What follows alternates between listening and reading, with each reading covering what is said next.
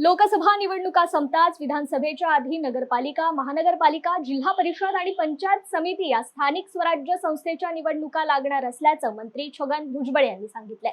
ते सध्या येवला दौऱ्यावर असून संपर्क कार्यालयात आयोजित राष्ट्रवादी काँग्रेसच्या कार्यकर्ता मेळाव्याप्रसंगी ते बोलत होते।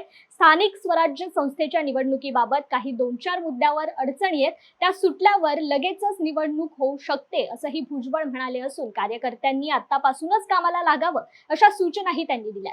तर लोकसभा निवडणुकीत स्वतः मी उभा आहे असं समजून आणि मतभेद बाजूला सारून महायुतीच्या उमेदवाराला निवडून आणण्यासाठी कार्यकर्त्यांनी जोमाने कामाला लागण्याचे आदेश यावेळी भुजबळांनी दिलेत।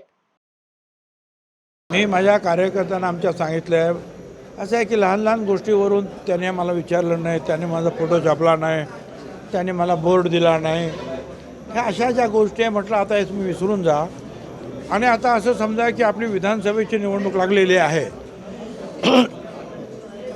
आणि छगन भुजबळ समजा उभा आहे, तर काय करावं लागेल, ते जे काही करावं लागेल मग ते बॅनर, पोस्टर, बूथ, घरोघरी जाणं, प्रचार करणं, ते सगळं आपल्या विधानसभेची निवडणूक सुरू आहे असं समजून आपण आपल्या विधानसभेत काम करायचं आहे माझं म्हणणं।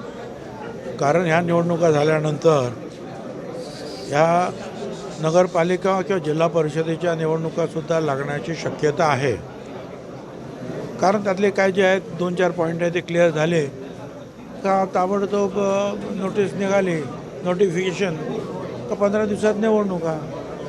त्याच्यामुळे ह्या निवडणुकांचा वर्षभर आता जो आहे सीझन सुरू आहे, त्याच्यामुळे आता सगळ्यांनी जे आहे ह्या आपापले गण, आपापले गट, आपापली नगरपालिका, महानगरपालिका, विधानसभा या सगळ्याकडे जे आहे अतिशय बारकाईनं लक्ष देणं, काम करणं गरजेचं आहे।